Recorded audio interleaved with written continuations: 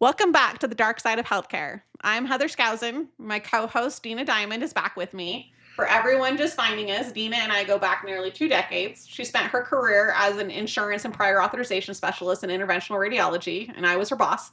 We watched the system operate from the inside together for 19 years before any of this existed. That shared history is the foundation of everything we talk about on this show. And of course, we have Holly, our true crime enthusiast and movie buff, who adds a bit of humor and keeps us on our toes. Hey, you and I go back 4 decades. I got you and Dena. That's beat. even bigger. That's Yeah. true. And we will call you the fun one. We will call you the fun one.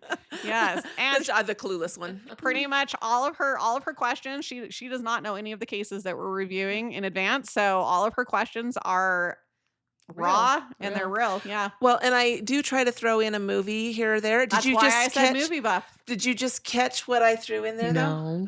I didn't think you did. I was the clueless one. Oh, well, that one. I wouldn't have caught that one as a movie reference. you had a lot around that. Okay, you need to step it up a Okay, bit in this okay. episode if you're using that. We're gonna. You loved Clueless. I did love Clueless. I did.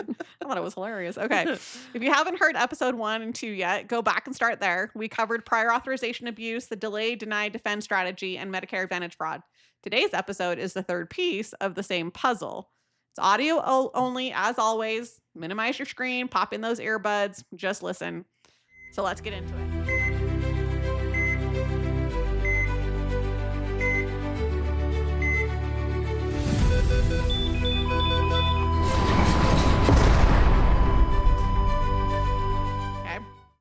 In 2020, Congress did something rare, something both parties actually agreed on. They passed the No Surprises Act, a law specifically designed to protect patients from one of the most documented and infuriating problems in American healthcare, the surprise medical bill. You go to an in-network hospital for surgery, you do everything right, you check your insurance, you confirm the facility, and then 6 weeks later, a bill arrives from an anesthesiologist. I've had this. Or the radiologist, right? Or the assistant surgeon, someone you never chose, you never met, you never agreed to pay. And I don't get a choice of who that is because You don't. I'm going with my providers. Exactly. But agreed upon that location. person walked in and helped in that procedure. And so since they walked into your operating room, but they happen to be out of network, you get the bill. Okay. Yeah, I have had this. I didn't know. So this is good that this has happened to you. So, yeah. okay. In some cases, not good. Good, not bad. sorry, not good. I but can speak to it, You though. can speak to it on the patient level. Yeah. So in some cases, those bills were tens of thousands of dollars for care the patient never knowingly agreed to receive out of network. Congress said enough. The No Surprise Act took effect January 1st of 2022. Bipartisan support, patient advocacy groups celebrated. Real protection finally went written into federal law.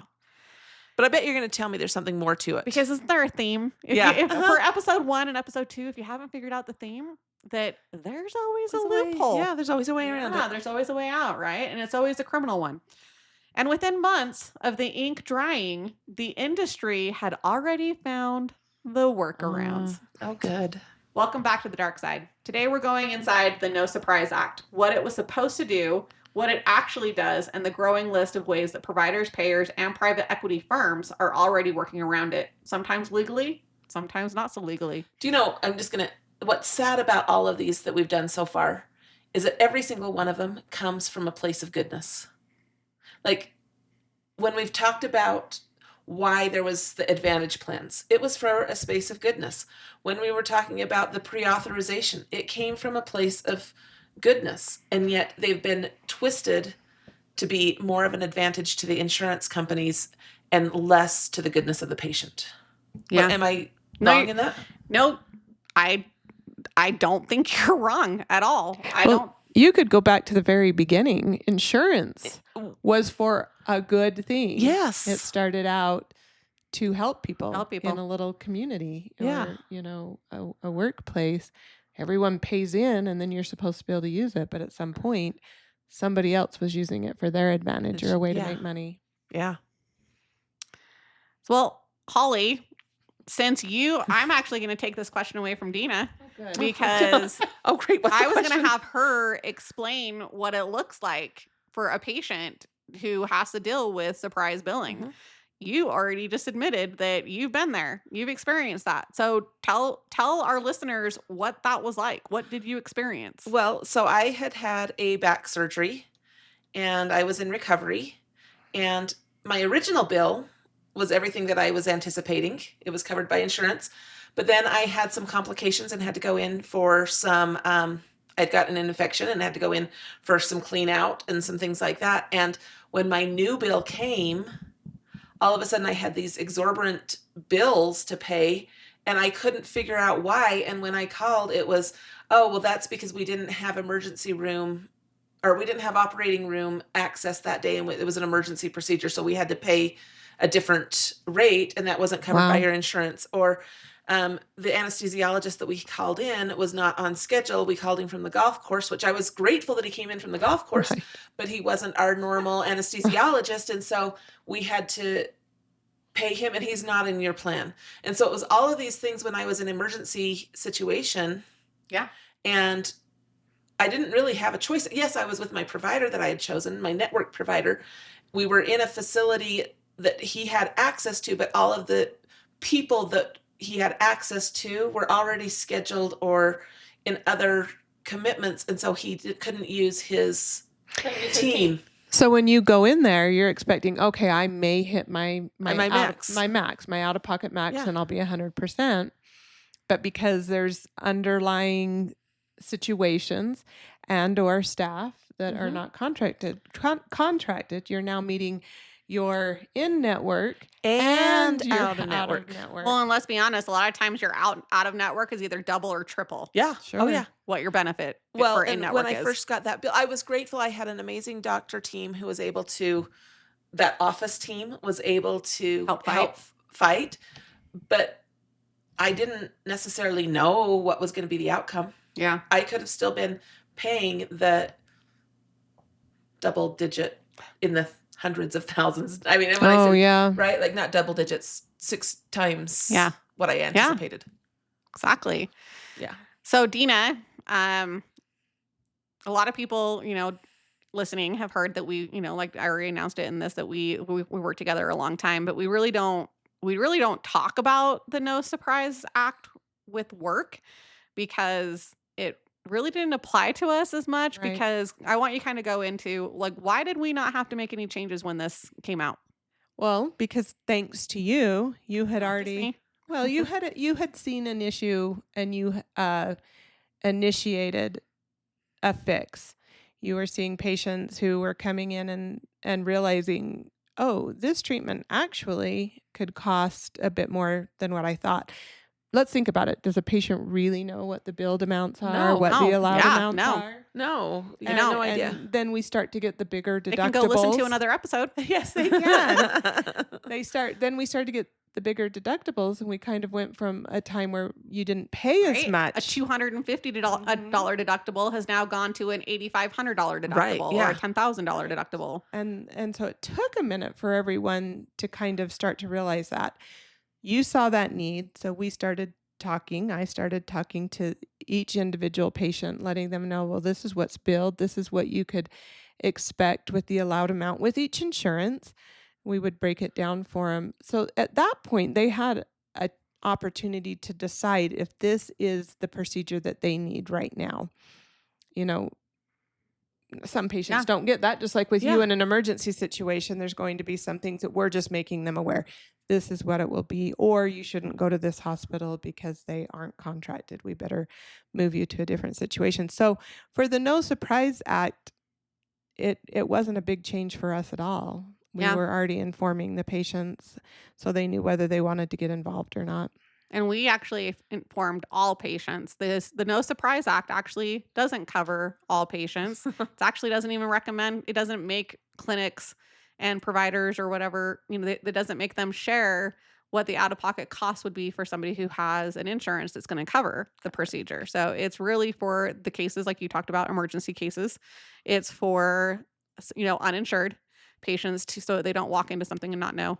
And it's for ambulances. Right. But it's not going to include patients who walk in that have insurance and don't realize that a procedure might go to their deductible and they're going to be paying $10,000 for that procedure. And, I mean, for the most part, people should understand their deductibles, but not everybody does. And they don't know that whole thing's going to go to their deductible. And so well, they could think that the procedure is $2,000, not $3,000. Not $3,000 Right, yeah. or $8,000. Yeah. And so we were very adamant that patients need to go into their care informed, and it actually caused less headaches down the road for us. Like when I had my first surgery and I got the bill and it was, a Tylenol cost this much and Right. Yeah. Those are all those hidden fees that you think, why isn't this just not covered? If I'm going into surgery and I'm going to need pain maintenance, Right. why is that not part of the coverage? And yet I think that's what you're describing is those hidden fees that show up. Well, and really, they're still not going to break that down for you. No, they're not. Even with the No Surprise Yeah, Act, you're not- you're you're still not not gonna know going to that. be No, made aware. but that's what It should be. But that's what They- that's what was getting Bill- lumped into right, all yes. of that. It getting lumped in, and they should give you a general idea of this is about what we see these Yeah. procedures Procedures with all costing. of those things roped in. Yeah. That this is about what you're looking at, so that will hit your deductible or that will hit your max out of pocket. Yeah. Right. Okay, so that's the world before January 2022. So we're not living in MASH anymore. We are not living in MASH. Oh, I had to my get it in. goodness, my favorite. Oh, love I MASH. love MASH. Before we start pulling the law apart, though, it deserves a fair moment, just like I like to do for anything we talk about. There was something good, like as you've mentioned, there's something good that it started with because it did real things for real people. The No Surprise Act at its core does three things. Okay. First, it bans surprise billing for emergency services. So you experienced an Mhm. emergency service. If you go to an emergency room, even an out-of-network one, your cost sharing is capped at your in-network rate. The provider and your insurance company work it out between themselves. The patient is protected. Okay. Second, it bans surprise billing for non-emergency services at in-network facilities when the patient didn't choose an out-of-network provider. If you're in an in-network hospital and an out-of-network specialist shows up in your care without your knowledge, they cannot balance bill you. Your cost sharing stays at your in-network rate. So that's both of mine. Both situations. Yep. Third, it creates an independent dispute resolution process, the IDR, which we kind of, have talked about. There's always ways to dispute things for when providers and payers cannot agree on what the out-of-network payment should be. Instead of the patient being caught in the middle, the two parties go to an independent arbitrator who decides. Okay, so you're saying these are the three reasons why it's there. Those are the three components. Now you're going to tell us how people are breaking that. You have the pattern down. Yeah, I know. 3 episodes in, and you've You got got the it. pattern down. I love it. I'm not the brightest light bulb in the shed, but I'm not the You're darkest. not the darkest. All right. The law has delivered measurable results. A BMJ study published in August 2025 found that the No Surprise Act is tied to an 18% decline in out-of-pocket spending among adults with private insurance, saving families an average of $567 annually in newly protected states. That's real money. That's real protection. The law Yeah. works for what it covers. The problem is what it doesn't cover and what the industry has figured out how to get around. So, when the No Surprise Act took effect in 2022, from where you sit dealing with billing and insurance every day, what's your initial read on it? Did you feel like it was a real fix, or did you think that something immediately was incomplete? Like there was going to be a workaround? I think because I never really did like this. Yeah. We were already implementing When we talked about it, yeah. the No Surprise. And so, sure, you can make the patient aware of their cost, but there's just loopholes in everything, Yeah, there are. You're answering the question, right? Is that there is always a loophole in everything. Wait a minute, in everything? I mean, almost comes to everything. I mean, when it really comes insurance. down to it, I really think there is a loophole in almost everything. So, yeah, I think that, yes, I did understand the No Surprise Act a lot more just because I had to do some of the trainings on it and stuff like that. And when I did the trainings, I already recognized that, well, we're not going to have to change anything because we're already doing it. So we didn't have to do trainings on it or anything like that. The biggest change that we had to obviously figure out is making sure that patients who were self-pay knew in advance before coming to a new patient visit what that new patient visit cost was going to be and that they got it in writing. That's right. Yeah. That's one thing we weren't necessarily doing. We were letting them know maybe by phone or whatnot that they would be self-pay, but they needed to be made. They needed to be made aware. In writing. Well, and I think, like, if I go back to my situation, what was my doctor supposed to do? He needed an anesthesiologist. Yeah, your doctor didn't have a choice. He didn't have a choice. He needed an operating room. He didn't have a choice. Yeah. And so he's trying to provide you care. Yeah. And so he responded in a way that he thought was best for my care. And I'm grateful for that. Right. And yet it turned around and bit me. Well, yeah. And no one else. That's where I think that I kind of wonder what we're trying to figure out or prove with this act is you're going to be the one left with the cost. Right. They're going to do whatever they need to do to take care of you. They weren't expecting this or that. Yeah. So how do they're not going to they're not going to be the ones left with it. And the guy who had to come from his golf game, right, he's going to want to make his money. Yeah. Right. How do we resolve this with the players that are in play? Because it's not the players that are the ones causing the problem. It's a bigger issue. A bigger issue. Exactly. I think that's where I get confused. So let's talk about the bigger issue, all right? Like, I mean, because it's still an issue. Yeah. Because there is a workaround that is the most elegant and it's the most dangerous for patients who don't know it exists. The No Surprise Act has an exemption built directly into the law. In certain non-emergency situations, an out-of-network provider can ask a patient to sign a notice and consent form.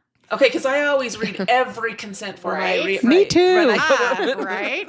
So it's basically a waiver. So here you're getting ready to go in for surgery and you have a pile of forms they're going to initial here and sign here. Yeah. And this is just to tell us that we can do this surgery, and this is to tell us that we can do the anesthesiologist. Yeah.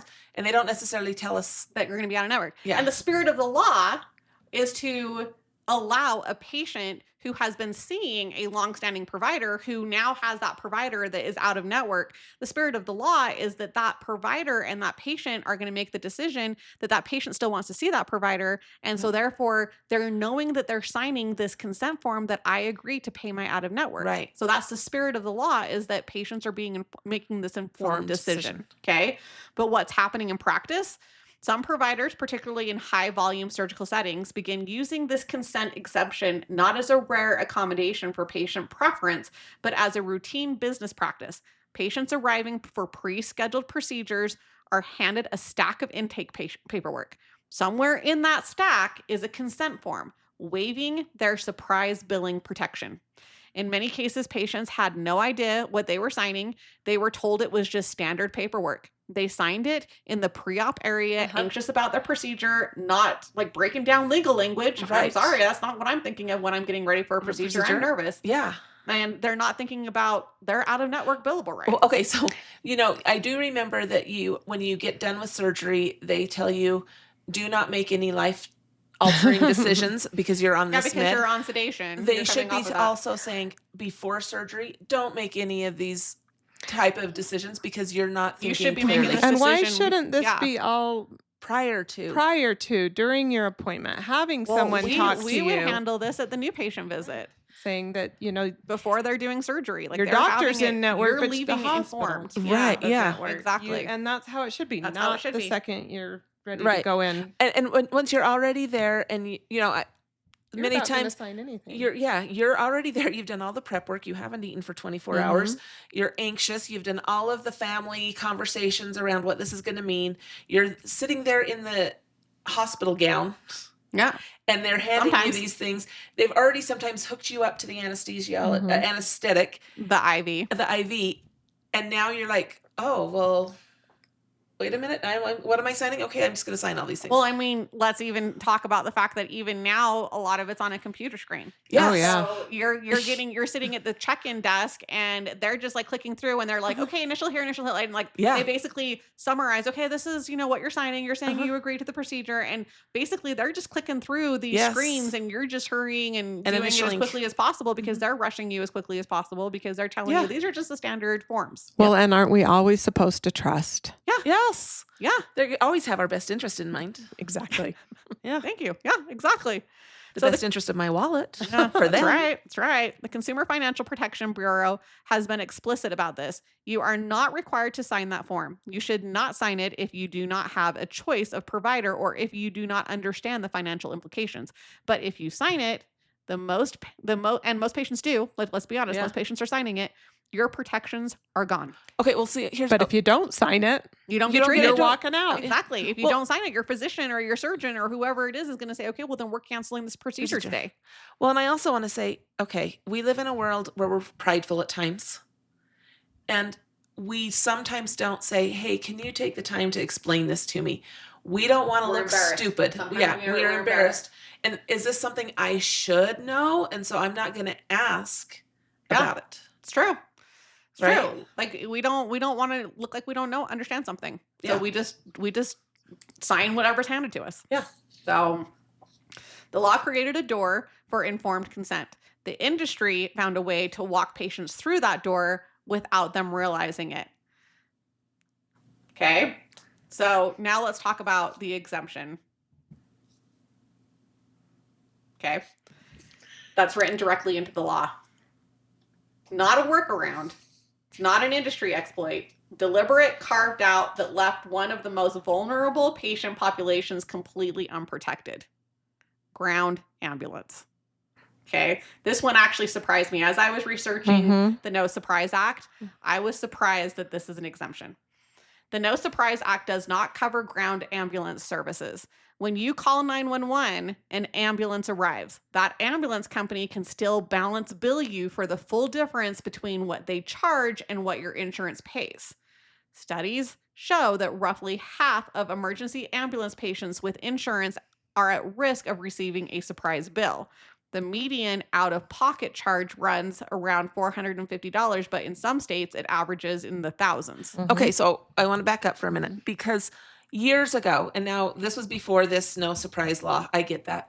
But when grandma was living alone, so we're talking 10, 15 years ago, she was older and she would have lots of accidents and she didn't want to move in with anybody and she didn't want to go to a home. And so we ended up doing the little necklace that's called emergency alert. right? Yep. And one of the things that she said was, I don't want to push it because I don't want the ambulance to come and get these bills, right? And so the ambulance crew came one day because she was needing it, and she told them that, and they said, push it anytime. We will come and not bill you. But that is Was that a local choice? That is a local choice. Okay. That is a choice that our community has Chose made. at the point. Exactly. And a lot of ambulances, we'll get into it, but a lot of ambulances are run by the city or Right, the the county. county. And so, they're trying to cover their costs and and all of that stuff. But that was a choice that our county made, that they would go to any senior, and it was specifically for seniors. But any senior who had an accident or who had a fall, that it didn't matter if they needed to be brought into the hospital or not, even if they just called the ambulance and they came in and took care of them in their home. But that was something that our community made the decision that they would always cover that cost. But now with this law, it technically they could opt out. They could opt out, but I don't think that. I think that community representation obviously is huge. Right. I think that perception is a big deal. I think that a lot of communities want to know that their Protected. seniors are being taken care Yeah. of. Right. Yeah. So let me put this into human terms. You have a medical emergency. You're not a senior. Right. You have a medical emergency. You call 911. You are not shopping for ambulances. No. Okay. Wait a minute. What's your rate? Which Oh, let me one? call Yeah. the next one and see. Let me see which one this one is. You have no ability to verify whether the ambulance that responds is in your insurance network. You have no choice. You have no agency. And when the bill arrives, the federal law that was supposed to protect you doesn't apply. And let's just say this. Sometimes when the ambulance is called, you're not even conscious. to be able Exactly. Somebody else is calling Somebody for else you. is calling for Yep. you. Air ambulances are covered. Ground ambulances, which are far more common, are not. So if I'm conscious, call me an helicopter rather than a bus. And let's be honest, you're not going to be given that choice. If you can be put into a ground ambulance, they're going to call the ground ambulance. So, why? Because the ground ambulance services argued during the legislative process that they operate under a different financial model, often municipal or county run, and that the NSA rate setting mechanisms would not be workable for them. Congress carved them out with a promise that a federal advisory committee would study the issue and make recommendations. They did have an advisory committee. They issued a recommendation in 2024. Federal action has stalled. As of today, 22 states have enacted some protection for ground ambulance surprise billing. That sounds like progress until you realize that approximately 63% of privately insured workers are in self-funded employer plans, and the state law cannot regulate that. Okay, so once again, we go back to commercial insurance. payers cannot be regulated by the state. Right. So the only lobbying groups registered as opposing Colorado's ground ambulance protection bill in 2025 was Anthem, United Healthcare Group, and United Healthcare subsidiaries, Optum and United Healthcare. The bill passed with legislature unanimously. So there's only a handful of insurance companies that were lobbying against it. So the bill passed unanimously. Okay. The governor vetoed it anyway, citing that he had concerns that it would impact premiums. Okay, wait. So the insurance companies were not fighting this. No, these handful were, but the majority of the payers were not fighting it. And so, but if why you, didn't if they you just listen regulate? to which ones were fighting it, They're the big ones. They're the big ones. Mm-hmm. They're the ones that can pay the lobbyists to be on the hill. So, like, sounds like there needs to be double. Like, okay, if they're going to pass this protection, then we also need to pass the protection of no premiums increasing because of this. Right. Put something else into effect. Yeah. Exactly. Say that this needs to come back, to be, addendum to it that premiums can't increase, but obviously that's not what happened.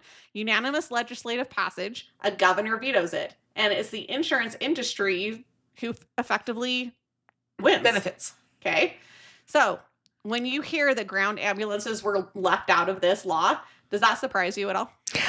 I mean, it surprises me because, especially with the cost. I was surprised. Yeah. Very surprised. There's a huge cost involved there. I think the only people at this point that would turn down an ambulance is somebody who has received a bill. Mm-hmm. And like you said earlier, Holly, if you're unconscious, you're probably going to be taken. And if your life is saved, yes, fine, it's worth it. I have seen a couple. We'll take the bill. My life is saved. Why they have to be so expensive, I'm not sure. Well, why they get a charge above and beyond our insurance. Yeah, good question. It doesn't. Why don't they have to go with why network? Can't they accept what the insurance is paying? If like an emergency else? room has to accept an in-network rate, why can't the ambulance? ambulance? Oftentimes the patient doesn't get the choice of what emergency room they're taken to. No. It's wherever the ambulance that goes to that emergency room goes to. They're going to take you to the nearest emergency room. Yeah. So you might be taken to an emergency room that's also out of network. But you're protected with the emergency room, but you're not protected with the ground ambulance. So it is very surprising. Yeah. I do find it interesting that they can show up and you can refuse them and they can't bill you. Isn't that? Yeah, it's true. They can show up and they can say, true. "Are you agreeing to go?" And you can say no, and they can't bill you, and they'll leave. But how many of us in that situation think through saying no? I have the right to say no. If I'm really needing an ambulance and medical care. Are they making the correct decision, or are they just making one based off of being burned prior? Right. Yeah, exactly. Okay, so want your guys as honest. Like this was asked to Dena, but I'm going to ask both of you guys. So I want you guys to just think about this, right? So episode 1, we talked about fraud. Okay. Episode 2, we talked about fraud. Episode 3. I bet there's some fraud in here. So are we seeing a pattern? Like what pattern are you guys seeing? Fraud. It's healthcare fraud. So is it also feeling like that where the laws get written to protect are benefiting the patient, or are they benefiting the lobbyists? No, I just said that. I just said that. The earlier. lobbyists. The lobbyists. The ones who are making the money are the ones. The ones who have the ability to be on the hill to fight it. Right. The original law was written to protect the patient. And it's been twisted to protect the insurance company, and the lobbyist gets a big chunk out of what happens big with chunk that. of that. Exactly. So here's where the story gets even darker, okay? And more expensive for everyone, including ultimately the patient the law was designed to protect. So remember, we talked about that independent dispute resolution process, the IDR. This is not to be confused with the independent appeals process, right? right? This is an independent dispute resolution process. The arbitration system where providers and payers resolve out-of-network payment disputes instead of billing patients. When Congress designed the system, federal regulators projected it would handle approximately 17,000 disputes a year. I bet that's low. In 2024 alone, more than 1.4 million IDR disputes were initiated. That is a 115% increase from the prior year. As of 2025, over 600,000 disputes are backlogged. Or were backlogged. So that was 2025. I don't even know how many are backlogged for 2026 at this point. They were awaiting determination. The system was overwhelmed at a scale nobody who designed it anticipated. And so here's what drove the volume. Private equity-backed provider groups, particularly in emergency medicine, anesthesiology, and radiology, recognized something important about the IDR system. Providers were winning 85% of the disputes, and the median, the payment being awarded was 459% of the benchmark rate. 4.5 times what the payer's rate scheduled service said the service was worth. Okay. So the playbook became stay out of network deliberately, bill an extremely high rate, use the IDR process as a revenue optimization tool, file disputes at industrial scale, collect awards far exceeding what any in-network contract would have paid. But if they're backlogged, then they're not really getting paid, right? Well, some of them are still waiting for payments, but if you're making making 4.5 times of what you would have made on an in-network, then it's okay. Then you can wait. Yeah, you can wait for the payment. One facility was submitting 60 to 70% of all of its billable visits to the NSA arbitration every single month. Every month. This was designed for this process was designed for legitimate disputes where they felt like they were supposed to get paid more, right? Where they couldn't come to an agreement. But this facility was submitting 60 to 70% of its billables every month. So it became a process, right? Yeah, we just bill.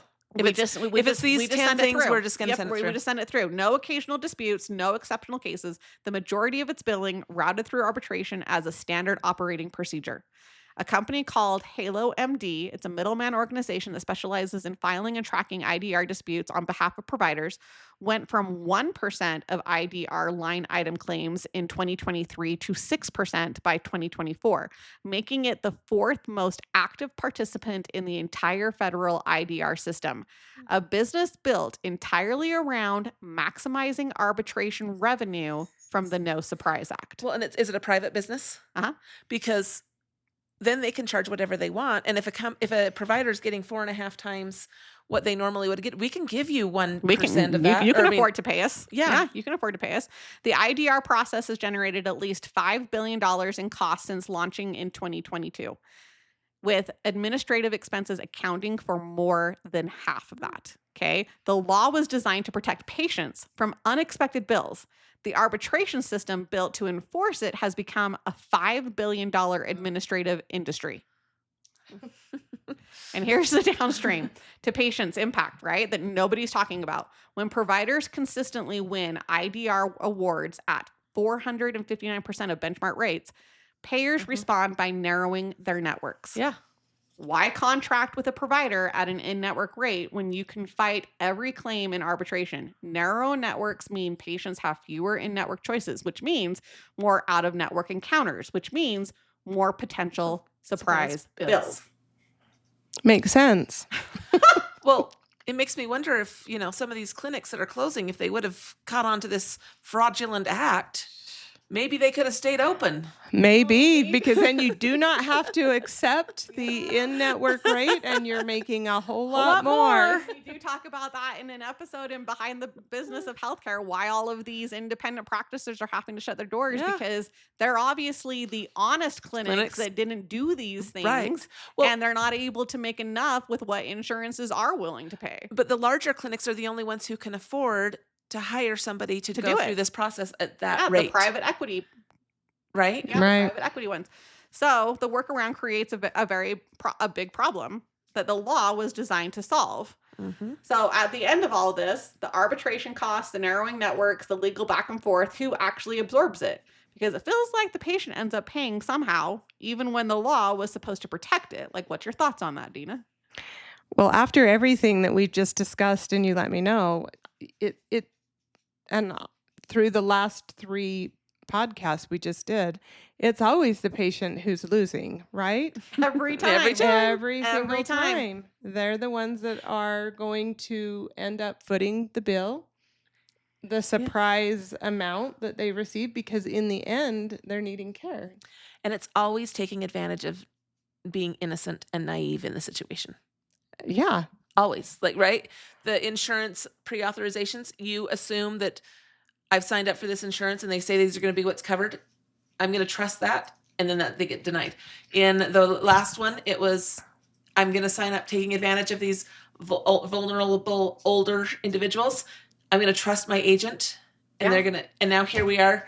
I'm going to trust that if I need medical help, well, we have to trust. The law is going to protect me. The law is going to protect. There's no way anyone can get away with this, but they do. Yeah. So it's not only that we're naive or whatnot, it's choices have been taken away from us. Yeah.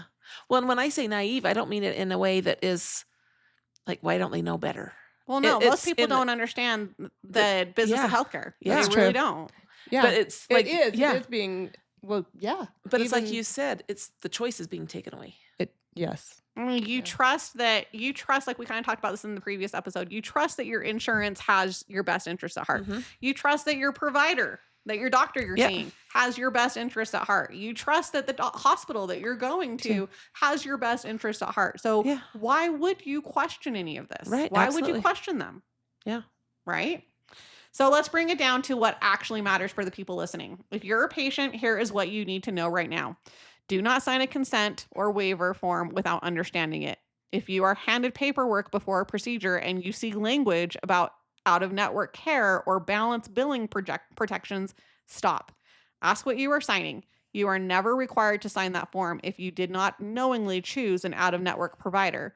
If someone pressures you to sign it without explanation, that is a huge red flag. If you receive a surprise bill that you believe should be covered by the No Surprise Act, dispute it. Contact your insurance plan first. If the plan does not resolve it, submit a complaint to CMS. The federal enforcement mechanism exists. It just requires you to know that it exists. If a bill is from a ground ambulance, your protection depends on your state and your type of insurance. Check whether your state has ground ambulance balance billing laws. Where do you find that? You'd have to go to the state, like the state websites. It's going to be under like a lot of times they have it under a Department of Health. Like you'd have to go to the sites to see what is listed. But a lot of times you can call directories and say, I'm looking specifically for if we have a balance billing law for ambulances, and somebody should be able to direct you if you even make a phone call. If you can't find it, like while you're searching online, you can start at your city level, and they can, or your county level, and then they can direct you to where you would find that information in the state level. If you are in a self-funded employer plan, state laws may not protect you. Contact your HR department and ask what your plan's policy is on ground ambulance disputes. So you can ask your HR representative. They should know what policies your insurance has on that. If you're a healthcare operator, the IDR dynamics have direct implications for your contracting strategy right now. The data showing providers winning 85% of disputes at 559% of benchmark is driving payers to narrow networks 459. aggressively. 459. Yes, sorry. Thank you for correcting. That's okay. 459% of the benchmark is driving payers to narrow networks aggressively. They are also bringing IDR loss data to contract negotiations as leverage. Understand what your payers are seeing on their end, because it is shaping what's happening in those discussions when you're having those renewal conversations.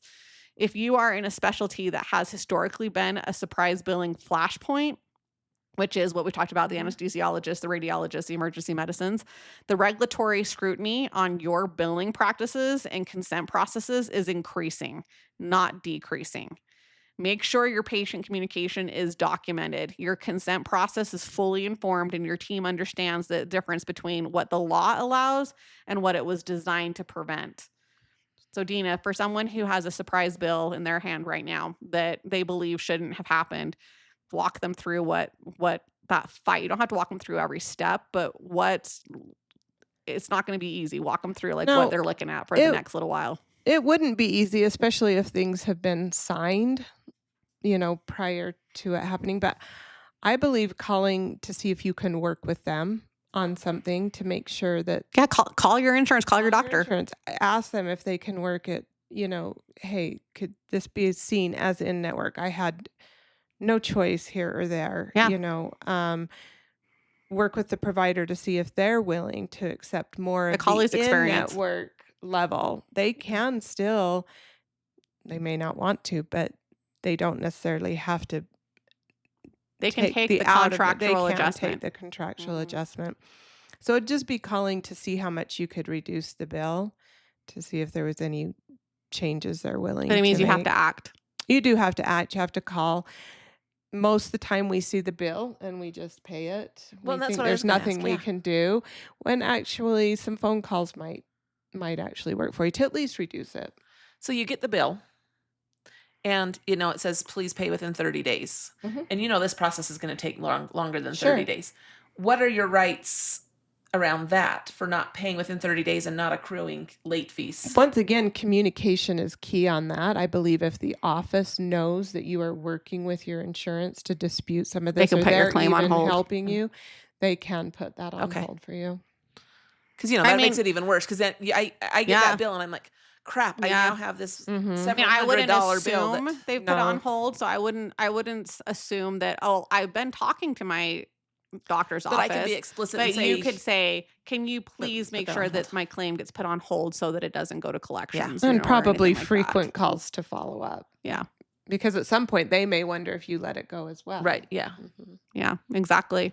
So, all right. The No Surprise Act was a genuine attempt to fix a genuine problem. And in some ways, for some patients, in some situations, it's worked. The data shows real savings, real protection, real relief for families who would otherwise have been blindsided. But the consent form loophole is swallowing patients who don't know they're signing away their rights. The ground ambulance exemption is leaving millions and most of the vulnerable people, the ones who just called 911, completely unprotected.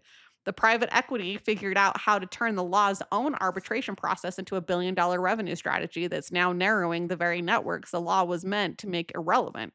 3 episodes in, and the pattern's clear. Congress passes a law, the industry finds the gaps become a business model, and the patient, who has no lobbyist, no legal team, no arbitration specialist on retainer, absorbs what's left. So basically, healthcare for the patient is a money pit.